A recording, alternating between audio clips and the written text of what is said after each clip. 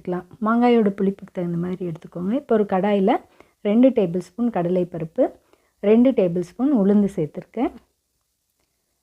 சேர்த்துட்டு இதை லோ ஃப்ளேமில் வச்சுட்டு கொஞ்சமாக ஆயில் சேர்த்துட்டு அதை நல்லா செவந்து வர வரைக்கும் வறுத்து எடுத்துக்கலாம். ராஸ்மெல் போயிட்டு நல்லா இது பாருங்கள், கலர் சேஞ்ச் ஆகிருக்குல்ல, இந்த மாதிரி கருக விட்டுறக்கூடாது. பட் கலர் சேஞ்ச் ஆகி வர வரைக்கும் வறுத்துட்டு கூடவே 4 வரமிளகாய் சேர்த்து வறுத்துக்கிறேன். மிளகாய் உங்களோட காரத்துக்கு தகுந்த மாதிரி நீங்கள் சேர்த்துக்கலாம். இப்போ அது ஒரு பிளேட்டுக்கு ட்ரான்ஸ்ஃபர் பண்ணிடலாம். அது அப்படியே ஆறட்டும்.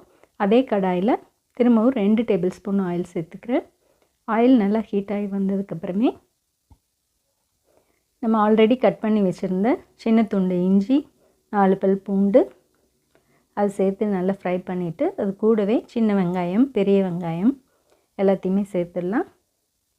கூடவே 2 பச்சை மிளகாய், கருவேப்பிலை கட் பண்ணி வச்சுருந்தோம்ல, அதையும் சேர்த்து நல்லா வதக்கிடலாம்.